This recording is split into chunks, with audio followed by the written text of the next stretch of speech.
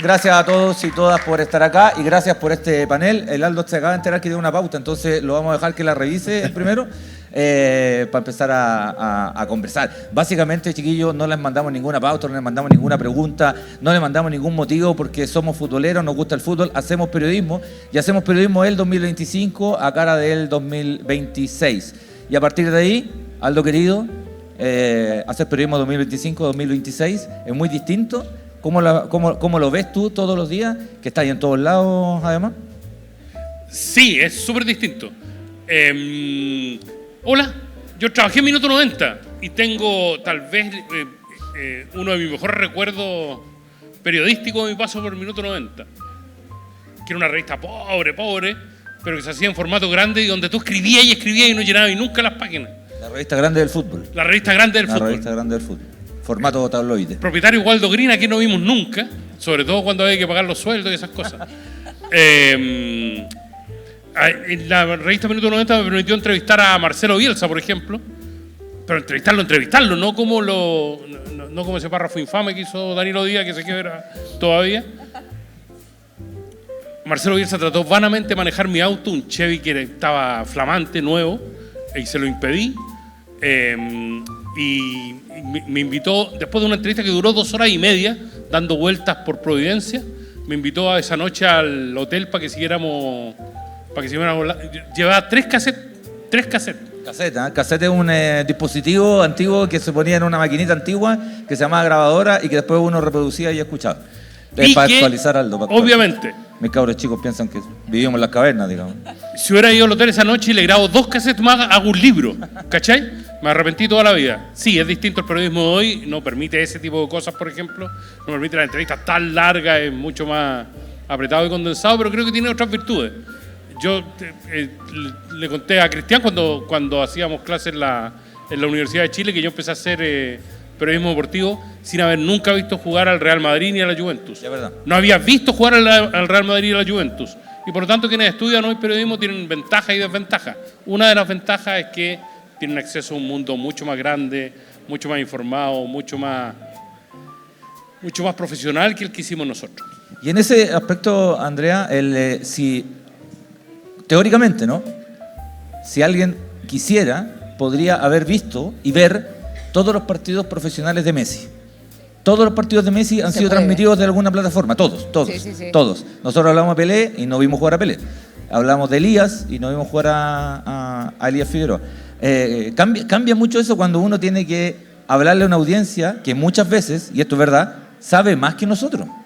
Probablemente. Hola, ¿qué tal? ¿Cómo están? Andrea Hernández, por favor, otro aplauso para Andrea, por favor. No, por favor. La Dua Lipa del periodismo deportivo chileno. Yo le pagué para que dijera eso. No, qué honor estar acá realmente con puras eminencias del periodismo deportivo. Yo crecí viendo ahora viene. A estos 3 personas. No, pero en serio. No, si este stand ya lo ve. Yo le hice clase, señor Arco, va a empezar. Yo lo veía en Fox Play, en este señor. saco. Yo lo veía en Fox Play y a usted yo lo he escuchado toda la vida, comentando partidos de la selección. Pero bueno, me hago cargo de mi edad y de lo que me compete. Evidentemente hay un cambio importante en torno a cómo uno se construye hoy en día como periodista, y yendo al deporte netamente, a diferencia de los años anteriores. Yo creo que hoy día la cantidad de información que hay disponible es muchísima, es demasiada. Y claro, evidentemente yo creo que el desafío siempre es ese, como cómo demostrar que yo, siendo profesional y dedicándome a esto, sé más que el chiquillo que anda por ahí, que juega Play todo el día y que probablemente tiene noción de todo el plantel de Uganda y que yo lamentablemente no voy a poder acceder. No tenemos. Es complejo. Sí. Es complejo y nos sitúa siempre como yo creo una disyuntiva de cómo evitar eso, que a la larga no se puede, realmente es imposible, y para filtrar todo tipo de información, e insisto, yo creo un desafío diario, constante, y sobre todo cuando empiezan a aparecer nuevas plataformas como, no sé, Twitch, por ejemplo, que se va ampliando en los mercados, por decirlo de alguna manera, van apareciendo también nuevos personajes dentro de la industria misma, y ahí ya podemos entrar a analizar toda la era digital realmente, en lo que concierne al periodismo deportivo, pero sí, comparto que es difícil, es difícil. Y esa era digital, Gonzalo, el link lo hace la Andrea, ¿no? ¿Cómo la abordamos los que, sí, consumimos, trabajamos en esto? Minuto 90 es un medio digital. Yo siempre digo que nosotros consumimos mucho también, y es la idea, ¿no? Respecto a generación de contenidos, una serie de contenidos que está dando vuelta, pero que no necesariamente tiene una mirada periodística. La nuestra Sí, porque somos periodistas y trabajamos en esto. ¿Cómo hacemos ese cruce? ¿O te incomoda, no te incomoda? ¿Cómo navegáis tú en ese mundo, ¿no? Bueno, una buena pregunta. Antes de responderla, que en estas cosas que se ponen de moda, qué bueno que volvió o que está de moda esto de las camisetas de fútbol antiguas. Buena. Por ejemplo, esa de Rui Costa de la Fiorentina. Sí, está, la vi hace rato. Está Una la de joya. Rui Costa. está espectacular. La de Deportes Concepción, antigua, con cuello blanco grande. Esa del Schalke, la del Ajax, que tiene él. Está muy buena esa La del camiseta. United acá, Ahí está. United, mi amigo del mar allá. Eso. Roma Capa, 2001, 2002, por ahí. El Inter de Miami, mi hijo Raimundo que está con la Inter de Miami también, por favor. Ahí También. Bueno, es una Pago buena... una fortuna por la del San Luis que conserva Centauro. ¿Por la de qué? Bueno, parece. está. Si alguien tiene una de San Luis de Quillota conserva Centauro, Aldo está dispuesto a pagar Debe mucho haber, dinero. ¿eh? ¿Eh? Debe De haber más. por ahí. Por si hay una por ahí. Es una buena pregunta. Yo creo que soy de las últimas generaciones que nos formamos un poco con el periodismo más de antes, que uno salía de la práctica, tenía que pasar quizá por reportear un equipo y seguir más o menos una línea cronológica que hoy creo que no es tan así. Yo no sé si hoy, por ejemplo, quienes estudian periodismo deportivo o quienes estudian periodismo y se quieren dedicar al periodismo deportivo necesariamente sueñan con trabajar en las grandes cadenas. Hoy día todos tienen la capacidad de generar contenido y creo que hoy, por ejemplo, antes había que pasar por mucho reporteo, por la información y después de un bagaje te podía empezar a validar la opinión. O sea, no era llegar y a los 3 meses de estar trabajando, tener como la potestad de poder opinar de los diferentes temas. Yo creo que eso hoy, en los tiempos de hoy, no es así. O sea, hoy día una persona que tiene llegada, que tiene criterio bien formado y que tiene la personalidad, puede, sin una gran trayectoria, opinar y entregar un mensaje. Ha cambiado bastante, creo, el periodismo tiene cosas buenas y cosas malas. Hoy día tenemos... la democratización, yo creo, del generar contenido. No hay que tener una gran plataforma, cualquiera lo puede hacer, pero también creo que son tiempos por la gran cantidad de fake news, y esto no solo en lo que relaciona al periodismo deportivo, sino el periodismo en general. Creo que son los tiempos donde más periodismo se necesita, donde más noticias falsas hay, donde todo es demasiado efímero, todo es demasiado rápido, el clickbait está dando muchas vueltas y creo que es una de las épocas donde más periodismo se necesita y donde no tanto periodismo hay, por un montón de razones que podemos conversar aquí. Esas razones, pues, Aldo, ¿qué piensas tú de esas razones? Yo particularmente, ustedes somos amigos, saben, yo no creo en el periodismo deportivo, o sea, nunca he creído en el periodismo deportivo, creo en el periodismo profundamente, pero en el periodismo deportivo, así como una cosa particular, no lo creo. Cubrimos esa área, pero no podemos quedarnos en esa área, a eso me refiero. Y lo mismo con las otras áreas. ¿Cómo lo veis tú, Aldo, con lo que dice el Gonza de harta info dando vuelta? El periodismo de deportes tiene una cantidad de info que la gente cree que nosotros nos sentamos y empezamos a crear mentiras, digamos, ¿no? Y no es así. Bueno, en algunos casos sí, pero en general no es así. ¿Cómo lo veis tú? Mentira y conspiraciones, además. Sí. Nos paga Felicevich y todas esas cosas, digamos. Y perjudicar equipos. Sí.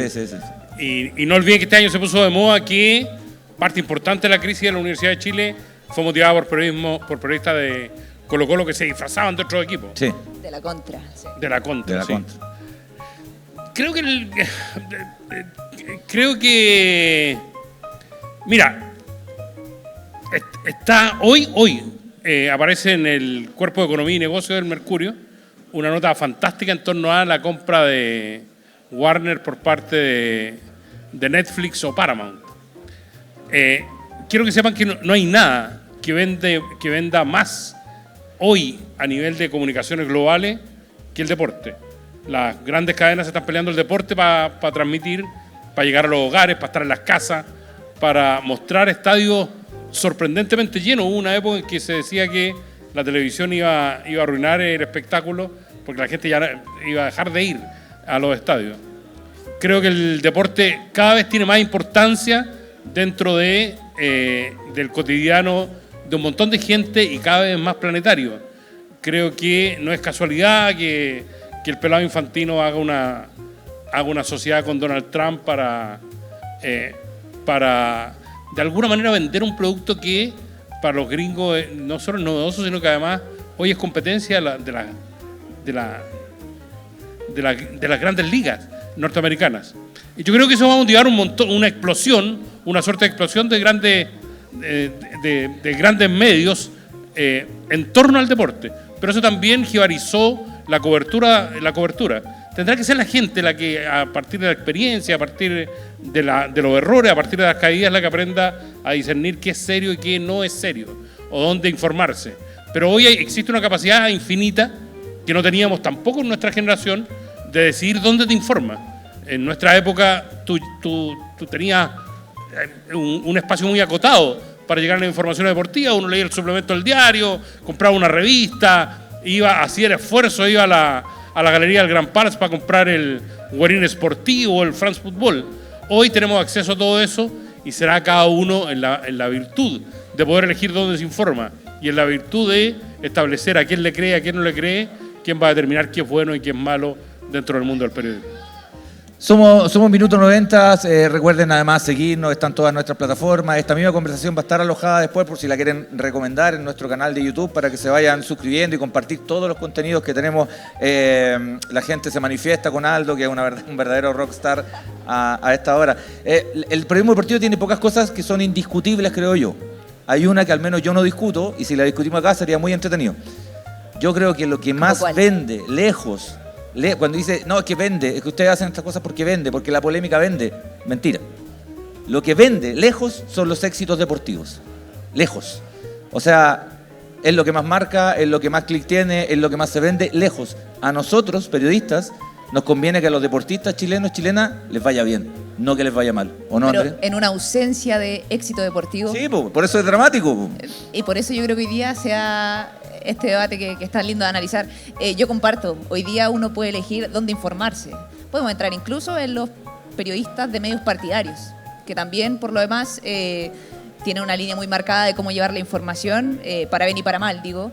Pero la cantidad de información que uno ve día a día, en torno a refuerzos, por ejemplo, yéndonos directamente al periodismo deportivo, en torno a entrenadores que podrían llegar, cómo funciona realmente el tema con los representantes, de los nombres que se hacen acercar. Bueno, y en eso, cuando usted mencionaba lo de que los periodistas de la contra, básicamente estábamos arruinándole la campaña a la U, de acuerdo a las declaraciones del presidente de Azul Azul, yo creo que también en eso se genera mucha mentira o se tiende a llevar el debate porque nosotros intentamos posicionar en cierta medida ciertos nombres de refuerzos, cuando muchas veces no es así. O sea, que te llega por el representante, que se lo dijo a tal X. Bueno, y yo creo que en eso también, evidentemente, el sesgo es potente, pero cuesta lidiar realmente en el día a día porque con la cantidad de medios que hay, con la cantidad de información que uno tiene que filtrar sí o sí, y de repente es fácil pisar el palito.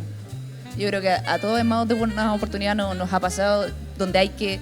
o sales a desmentir a un colega, que nunca yo creo que hay que hacerlo en realidad. Yo creo que eso es horrible, de hecho atenta contra la ética periodística, o al menos así lo veo yo, pero realmente es complejo. Yo creo que es muy difícil lidiar en el día a día, sobre todo en esta temporada de humo y de mercado, y yo creo que es un desafío constante estar como intentando reinventarse en cada información que se puede llegar a emitir.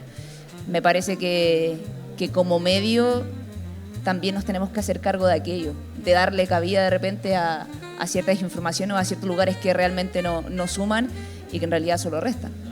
Y a partir de ahí, de esta como industria, Gonzalo, ¿cómo ves qué tan saludable es en términos periodísticos y qué tanto influye lo que estábamos hablando?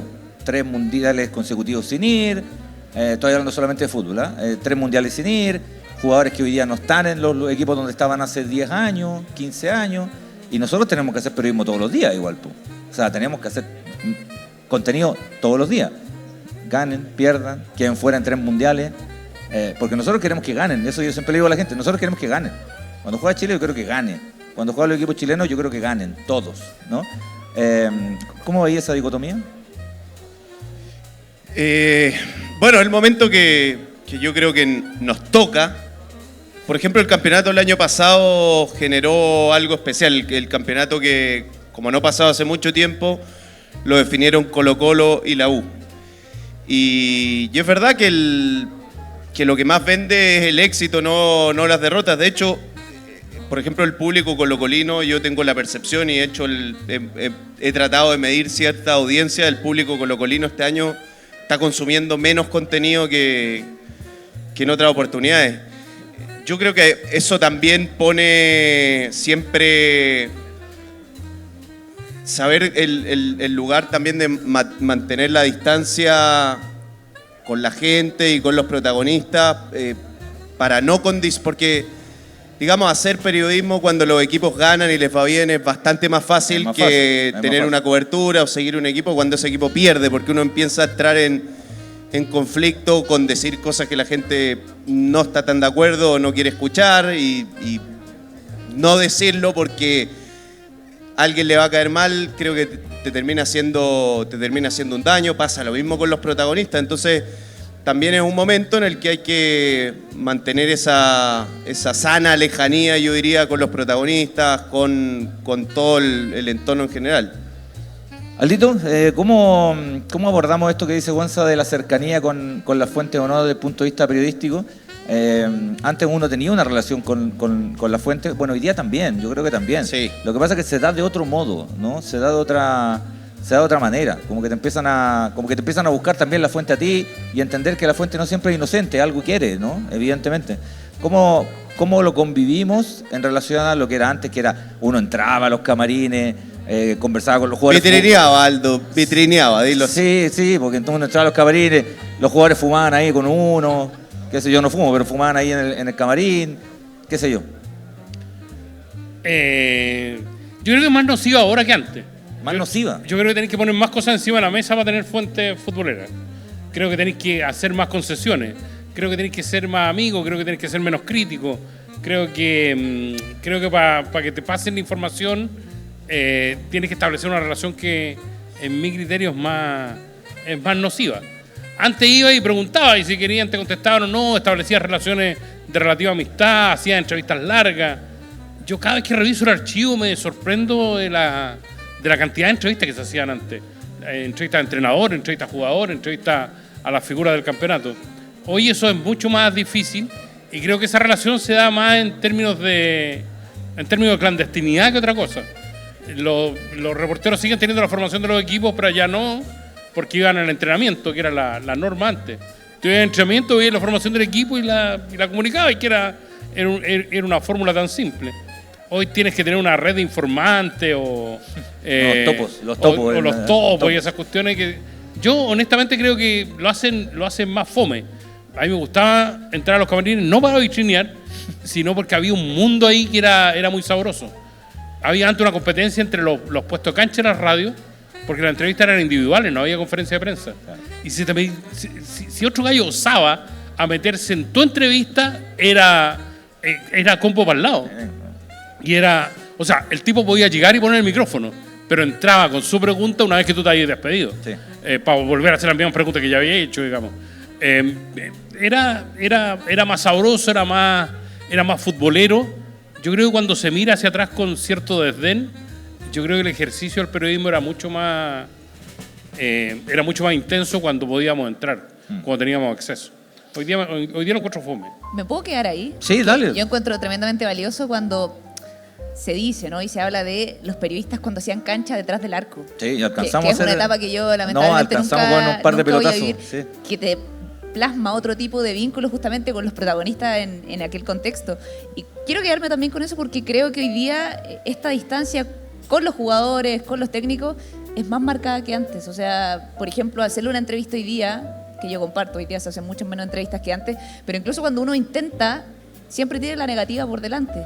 O si no, entra en un engorroso proceso de tú tienes que hablar con el jefe de prensa y el jefe de prensa tiene que avisarlo con el jugador y en qué momento también se puede hacer la entrevista. Entonces, me gustaría aprovechar su valiosa experiencia, porque creo que para nosotros, como las nuevas generaciones que venimos, y es algo que nunca vamos a vivir y creo que también da cuenta de lo que se hacía antes realmente y que era lo más valioso para mí el periodismo deportivo. Había una cuestión que decía Aldo, y Gonzalo también lo decía, para que tú hicieras un móvil, ponte tú, pasaban 2 años, Montón, pues, sí. o sea, pero 2 años, con excepciones, por supuesto, pero o cubrir un equipo, en general uno cubría los equipos como los volantes, porque estaba el reportero Colo-Colo, y el reportero Colo-Colo no faltaba ni un día si jugaba Colo-Colo, o sea, pero nada. Y de repente entrabais tú cubriendo la Unión, Palestino, y empezabais como ahí a meter esta historia. Lo que decía el Aldo de cuando los jugadores salían en el auto y uno se colgaba arriba del auto para tratar de hablar con uno, después se metía otro, tú habías hecho toda la pega, se metía otro y lo mirabas con cara de este hueón quién es, ¿cachai? Y lo que decías tú, Gonzalo, además de el comentar en estudio, 5 años, o sea, 6 años, si es que, ¿cachai? Había una cosa como el reporteo en el portón, el turno portón, era horas, y de repente no sacabais nada, ¿no? Pero construíais fuentes ahí también, porque de pronto el tipo te veía parado 5 horas, ¿no? Y de repente la fuente era el guardia, porque te veía todos los días, y yo siento que el jugador después igual era valioso, igual te validaba y te valida hasta hoy día, digamos. Ya estamos en una edad en que los que nosotros reporteábamos hoy día son entrenadores, ¿cachai? Entonces hay una mirada, creo yo, que es distinta. Habla por vos, los míos están muertos, güey. Bueno, sí, algunos Pero también. Pero ahí había una cosa, vea, y te lo doy, Gonzalo, siento yo, como de artesanía. Había un trabajo como de orfebre periodístico, que a mí me encantaba, digamos, ¿no?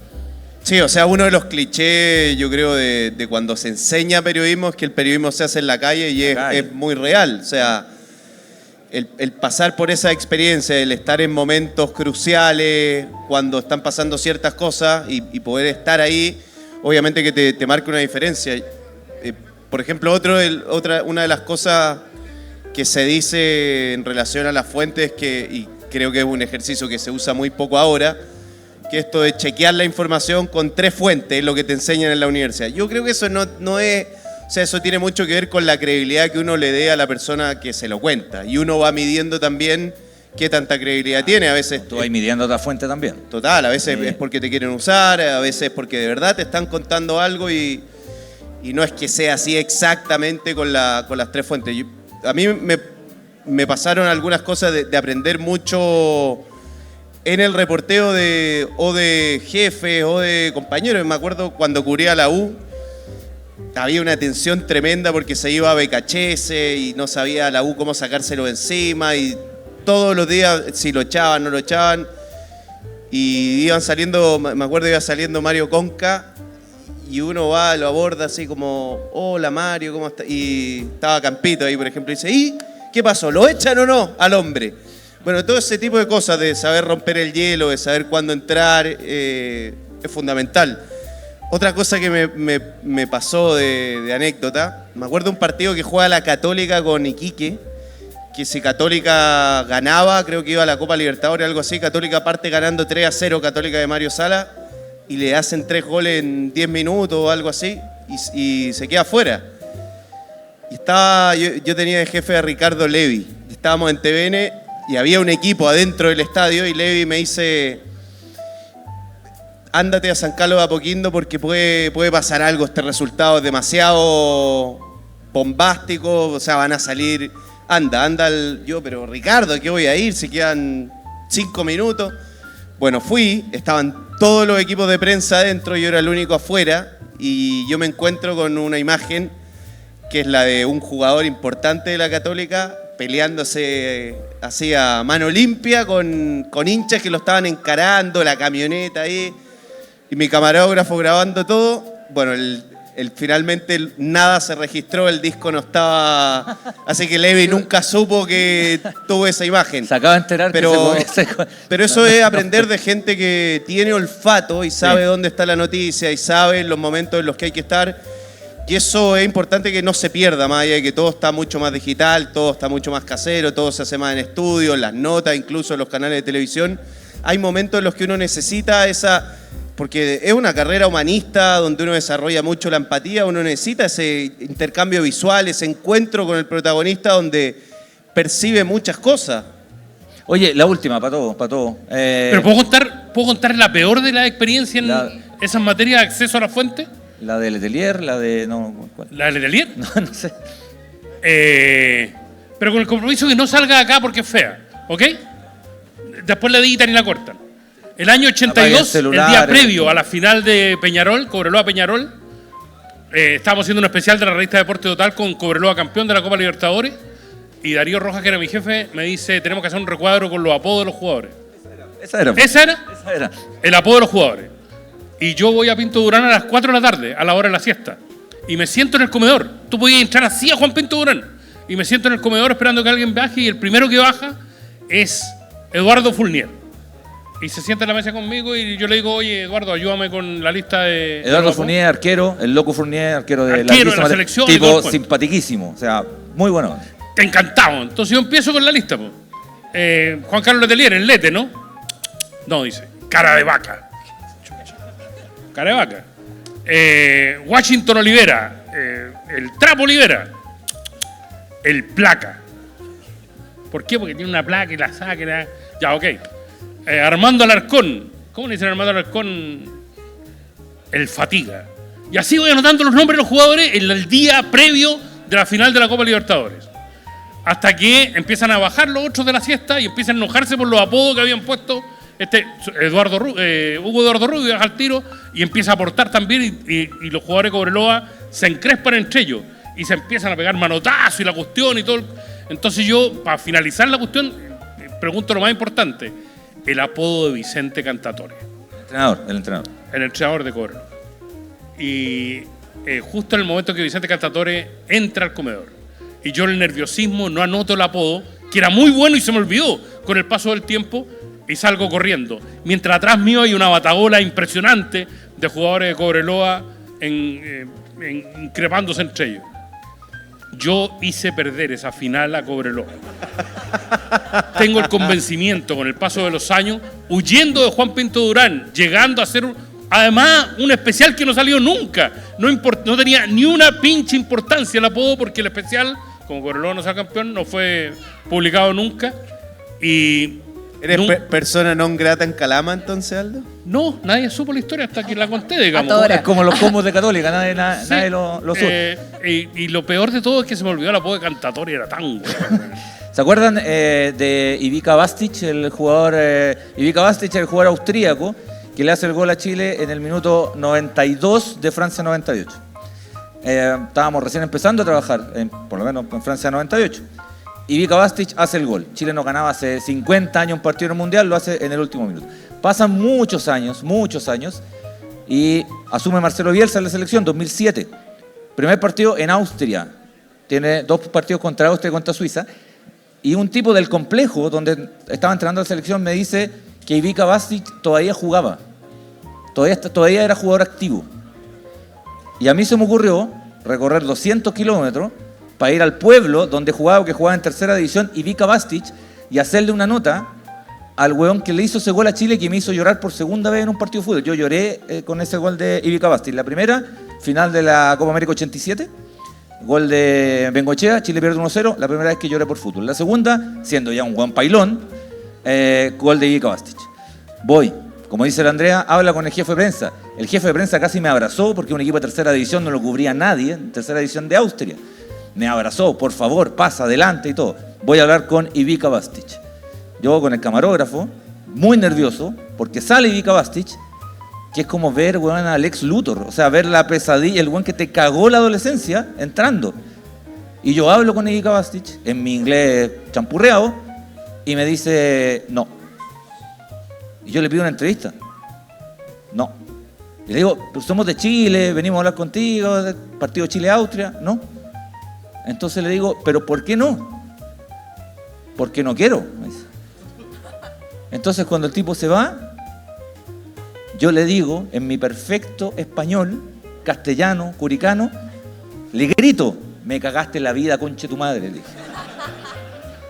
Perdón, Raimundo. Hay niño. El lenguaje, no por siempre favor. habla así. Se dio vuelta y no me dijo nada porque no me entendió nada de todo. A propósito de anécdota. No lo repita, pero eso tampoco salió al aire. No salió nunca. ¿Alguna historia, Andreina? ¿Volvió a llorar después por fútbol? Pero me emocioné. 27 de octubre del 2008, gol de Rodrigo Riquelme, Curicó en primera división. ascenso del Curi a primero. Mi abuelo había muerto recién y me voy a poner a llorar de nuevo, así que dejémoslo ahí. Lo que hiciste y nunca se supo. Dale. Dale. Estamos hablando de pega. ¿De qué estamos hablando? Estamos hablando de pega. Para transparente. Mira, yo esto quizás lo he hablado obviamente con gente de mi círculo más íntimo dentro del rubro, pero yo, por ejemplo, soy creyente de que la formación que decía Gonzalo, como de el haber cubierto, por ejemplo, un equipo, 5 años, hacer móvil, después de 2 años, o sea, llegar a ser el titular de un frente, para mí te forma de manera diferente. A mí, para bien y para mal, se me dieron las cosas muy rápido. Y en eso entramos en la inmediatez nuevamente. Yo convivo con la era digital desde que desde que egresé en realidad de periodismo, pero yo me acuerdo que yo ni siquiera había egresado de la universidad y a mí me llaman para hacer el casting de ESPN. Un casting porque estaban buscando una mujer que cubriera la U. Entonces yo estudié en la Chile y digamos que la formación televisiva de la Chile no es como en otras universidades. O sea, yo recuerdo haber hecho un móvil en mis 5 años de carrera. No tomaste el ramo conmigo, tomaste con el otro profe. Lo hice con Rodrigo Vera, fue taller de reporteo, pero un móvil. Y dice que no. Tomó el camino. La negativa. Tomó el camino fácil. Tomó el camino fácil. Un De móvil. hecho, mi profesor de lectivo de periodismo deportivo fue Manfred Trager. ¿Para qué? Más fácil todavía. Más fácil todavía. Bueno, la cosa es que... Yo los tengo leyendo todo el semestre. Yo obviamente llegué a hacer la prueba de casting. Insisto, yo estaba en 4º año de periodismo en la Chile. Yo cagada de miedo porque me decían, mira, tus rivales como por el puesto, una era Romina Martínez, que la Romy años cubriendo la U, sí. Y creo que la otra era Nicole Holguín, que entiendo trabajó en CDF hace muchos años también, pues, cubriendo la U. Sí. Entonces yo decía, yo ni cagando voy a ganar, o sea, no hay chance que yo me quede con el puesto. Bueno, cosas de la vida, me terminan llamando a mí, yo alcanzo a hacer la U ni siquiera un año, fueron 2 meses, porque vino la pandemia. Entonces después empieza todo esto del reporteo desde la casa, el reporteo remoto, conferencias de prensa remota, todo de manera muy digital. Y pasan los meses y me dicen, Grace Lascano se devuelve de Argentina. Grace que estaba haciendo Sport Center desde Buenos Aires. Parte de nuestro equipo de Minuto 90, Grace. Exactamente. Eso para ella, como siempre. Es verdad. Y me dicen, queda la vacante, ¿te interesa? Y yo viviendo al otro lado de la cordillera, viviendo sola en Argentina, recién egresada de periodismo directamente. Entonces yo siempre saco en cara eso de que a mí, por ejemplo, me hubiese encantado el camino largo. El reporteo 5 años, tener más turnos portón de los que tuve, tener más turnos a NFP incluso de los que tuve, comerme más consejos de presidente. Yo eso lo habría hecho, pero feliz. Pero lamentablemente me pusieron contra la espada y la pared. Y fue como, ¿te vas o te quedas acá? Y van a pasar los años y vas a decir, ¿por qué no tomaste esa oportunidad? Y dije, bueno, no me quiero arrepentir el resto de la vida, ya, ok, la tomo. Y me voy a vivir allá. Ya yo no se da cuenta también de que al menos en ciertos puntos el periodismo argentino tiene ciertas ventajas por sobre el chileno, digamos, el periodismo deportivo. Una de ellas, de hecho, es este vínculo que se genera con los jugadores. Los jugadores ya son mucho más dispuestos a hablar. Yo no sé si es por una cuestión cultural, social, creo, sí. pero es... Sí. O sea, sacan invitados cada 2 por 3. Y acá y también. si los paras en la cancha y hacen la nota de color, o sea, de verdad que es impresionante. Entonces yo empiezo a conducir muy chica y me quedo viviendo allá 2 años y a mí me empieza a pasar factura justamente eso. Es como, ¿qué estoy haciendo acá? Como hacer un programa todos los días, de 1 hora, un noticiero, de noticias que están pasando a más de 1000 kilómetros de distancia. Entonces decía, yo no puedo con esto, así como me supera. Y ahí es donde yo hablo con mi jefe y le digo, ¿sabe qué? Me quiero devolver. Yo quiero el fin de semana ir a ver a la Unión Española, quiero ver a Palestino, a Colo Colo, a la U. Yo necesito estar allá porque si no, siento que de verdad queda como ese vacío de reporteo incluso que uno no puede llenar con nada. Y yo hoy día lo analizo también. Y hay días que me pesa más que otros, pero es una constante. O sea, yo de verdad me lo he replanteado muchas veces como quizás uno pueda como resignar ciertas cosas en el camino, pero de lo que realmente te llena, como ¿por qué elegiste esto a la larga? O sea, uno elige esto porque nos gusta el fútbol, porque nos gusta ir al estadio, porque nos gusta ir a la cancha. Y como algún día, no sé si voy a lidiar con toda esta situación, pero bueno, hoy conduzco, es verdad, pero digamos que ese vacío siempre va a estar. Gente, tenemos espacio para 3 preguntas, una para cada uno de nuestros estelares. Así que, Napo, Mati, ¿está ahí con micrófono? Sí, no sé si alguien quiere hacer alguna pregunta. Acá en el público, acá tenemos, permiso. Bueno, mi nombre es Sergio. Para Gonzalo la pregunta. ¿Qué opina de los streamers de fútbol, por ejemplo, lo que sea en Argentina, de Davo, La Cobra, y que puedan tener a futbolistas con ellos? Y, ¿eso es una competencia para ustedes, que puedan tener acceso a futbolistas y eso? Buena pregunta. Yo creo que ellos llegan a los jugadores de otra manera. O sea, a ver, hoy día hay mucha capacidad de generar contenido que no necesariamente es periodismo, pero que de todas formas es contenido de calidad. Yo creo que hay contenido de calidad en YouTube, en Kik, en TikTok, en todas partes hay buen contenido que no necesariamente es periodismo. Y ellos, yo creo, los casos de los que tú nombras tienen mucho talento y son un ejemplo de lo que decía antes, de que se puede impactar en la gente, se puede generar una muy buena relación con gente que te sigue y que le importa a esa gente lo que tú digas sin necesariamente tener una gran trayectoria y haber estado muchísimo tiempo. Yo creo que las claves del periodismo y de los programas más tradicionales son diferentes a las del stream, aunque obviamente que el stream viene a desafiar a los medios tradicionales y que hay que ayornarse un poco, porque yo no creo que los medios tradicionales se vayan a acabar, pero sí creo que cada vez, salvo los grandes eventos deportivos, por ejemplo, o un festival o algo así, cada vez va a haber menos consumo masivo de productos. Hay tanto contenido que no veo que a la larga haya programas o en YouTube de 1 millón de reproducciones y en la tele de 40 puntos de rating, porque hay mucha oferta de contenido y cada vez se va a ir a buscar más lo que uno quiere consumir, básicamente. Y claro, ellos tienen otra manera de acercarse. Por ejemplo, en nuestro caso, hoy estamos en una enorme crisis de Colo-Colo. Nosotros haciendo el programa o teniendo un rol periodístico, uno no puede restarse de los grandes errores que ha cometido su dirigencia, sus entrenadores, su plantel, una mala conducta de un jugador que uno siente que le está haciendo un daño al club. Si uno va a eso y lo dice, es muy poco probable que después ese protagonista uno esté pateando penales en el entrenamiento y haciendo una competencia de penales con ese protagonista. Entonces, claro, ellos tienen otra manera de acercarse al protagonista que yo creo que es válida y que es un contenido que hoy día se consume mucho. Y por lo demás, creo que ellos, Davo, La Cobra, son muy buenos. Muchas gracias, Gonzalo. Una más, tenemos espacio para muchas una gracias, más. Sergio, por la pregunta. Acá tenemos un hombre con la mano levantada. Gracias. Hola, Cristian. Pedro, mi nombre. Algo mencionaba Aldo del stream, que es lo que más vende. Y en relación a eso, era digital, internet, streaming, el teléfono, uno puede ver un partido en todos lados. ¿Qué espacio tiene la radio? ¿Qué espacio le va quedando? ¿Cómo lo ves tú y cuál es tu mirada al respecto? Para mí la radio es fundamental, digo. O sea, trabajo en radio, entonces puede sonar como muy de cerca. Para mí, a ver, yo creo que todo tiene que ver con la palabra escrita, para mí el mejor periodismo es el escrito, en la plataforma que sea, para mí.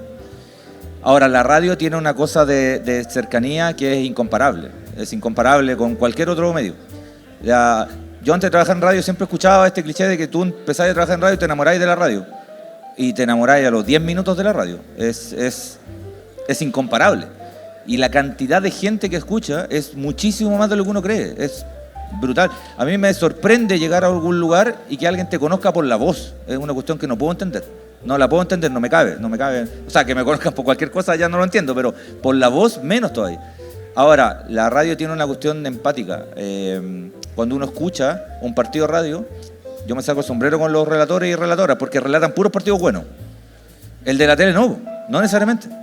El de la radio relata puros partidazos. Los partidos siempre son a full. Y yo estoy sentado al lado y digo, loco, esta cuestión es a 2 por hora. Y están métale. Son medios poetas, son buenos para improvisar, tienen un tema con la voz, en fin. Pero el comentario deportivo también es distinto. Se aborda desde otro lugar, tenía un poquito más de tiempo. Caben otras miradas que Aldito lo sabe, cuando entramos al bloque deportivo es Aldo, cortito, porfa. Cada vez más cortito, ¿eh? Gonzalo, ¿no? Cortito, porfa. Tú y el mío está... Entonces, Sí, sí. estáis 10 minutos y tenéis que presentar 26 notas. No alcanzáis a decir nada. En la radio podéis decir todo. Y lo otro que creo yo, que ya sea por la voz o la manera de hablar, yo creo que te expresas mucho más genuinamente como eres en la palabra hablada, creo. O sea, como que ahí uno no puede fingir ciertas cosas. Uno puede poner cara de póker, pero voz de póker es más difícil. Es más difícil.